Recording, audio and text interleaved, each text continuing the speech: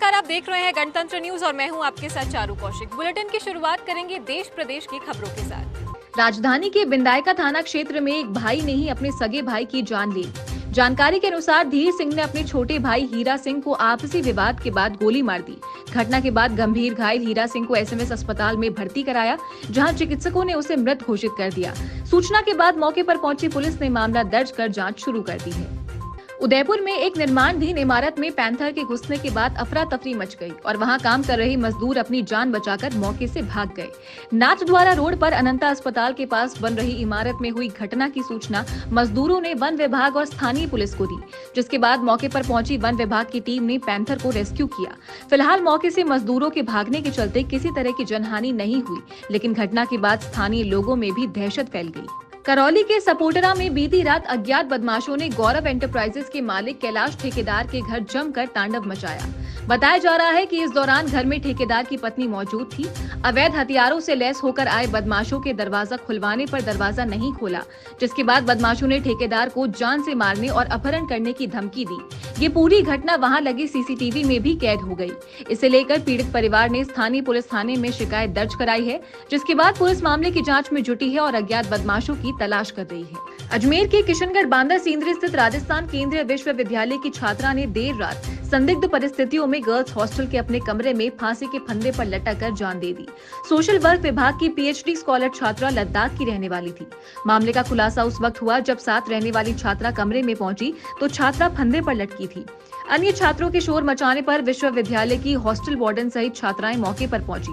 छात्रा को फंदे से उतारकर किशनगढ़ के यज्ञ नारायण अस्पताल लाया गया, जहां चिकित्सकों ने उसे मृत घोषित कर दिया। घटना की सूचना मिलते ही बांदा सींदरी थाना पुलिस मौके पर पहुंची। पुलिस ने छात्राओं के बयान दर्ज कर मृतका के शव को अस्पताल की मोर्चरी में रखवा दिया। घटना के बाद विद्यार्थियों ने सिक्योरिटी अफसर पर गंभीर आरोप लगाते हुए कार्रवाई की मांग की है। प्रतापगढ़ के घासखेड़ा गांव की एक विधवा महिला ने पुलिस कर्मियों पर मकान में घुसकर तोड़फोड़ करने और छेड़छाड़ करने का आरोप लगाया है। उन्होंने विधायक रामलाल मीणा से न्याय और दोषी पुलिस कर्मियों पर उचित कार्रवाई की गुहार लगाई है।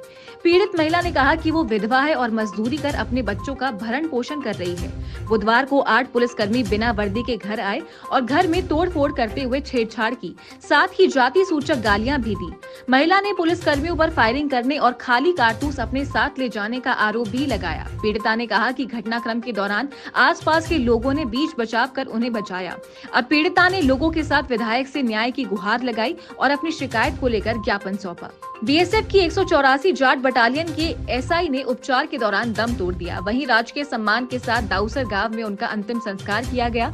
इस दौरान जवानों की एक टुकड़ी ने उन्हें अंतिम सलामी भी दी। जानकारी के मुताबिक मोटाराम बेनीवाल मिजोरम के 184 जाट बटालियन में एसआई के पद पर पदस्थापित थे। बेनीवाल पिछले 1 महीने से मेडिकल छुट्टी पर स्वास्थ्य लाभ ले रहे थे, लेकिन समय के साथ उनकी तबीयत बिगड़ती चली गई और उपचार के दौरान उनकी मृत्यु हो गई। जोधपुर में परिवहन विभाग के निरीक्षक की पहल पर सड़क सुरक्षा समिति की ओर से बच्चों को हेलमेट वितरित किए गए। इन हेलमेट पर जागरूकता संदेश road safety make it healthy habit लिखा था, तो स्पाइडरमैन जैसे हीरो के स्टिकर भी चिपके थे। समिति सदस्यों ने कहा कि कई बार हादसों में बच्चों को गंभीर चोटें लग जाती है और वे गंभीर घायल होने के साथ विकलांग भी हो जाते हैं, लेकिन अब ग्राउंड फॉर किड्स का संदेश देते हुए ये हेलमेट वितरित किए गए, जिससे किसी घर का चिराग नहीं बुझ सके। खेड़ली थाना परिसर में विद्यालय संचालकों की बैठक का आयोजन किया गया। थाना अधिकारी महावीर प्रसाद की अध्यक्षता में हुई बैठक में छात्र छात्राओं के सुरक्षित और सुविधाजनक यातायात व्यवस्था की चर्चा की गई। इस दौरान बाल वाहनी योजना के तहत आने वाले वाहनों को सरकारी नियमों के अनुसार ही चलाने के निर्देश दिए गए। बाल वाहनी का पीला रंग, स्कूल के नाम और मोबाइल नंबर अंकित कराने, वाहनों में बच्चों की संख्या निर्धारित रखने, चालक का लाइसेंस, वाहन का रजिस्ट्रेशन, फिटनेस सहित नियमों के अनुसार वाहन चलाने के निर्देश दिए गए। 12 में कारगिल विजय दिवस पर मतदाता जागरूकता कार्यक्रमों का आयोजन किया गया। इसके तहत पुलिस अधिकारियों और कार्मिकों को निर्भीक होकर मतदान करने व मतदान कराने का संकल्प दिलाया गया। साथ ही युवा मतदाताओं का 100% पंजीयन करने और आगामी विधानसभा चुनाव में मतदान प्रतिशत बढ़ाने की दिशा में काम करने की अपील की गई। प्रदेश में मानसून पूरी तरह सक्रिय है और कई जिलों में हो रही भारी बारिश से हालात बेकाबू हैं।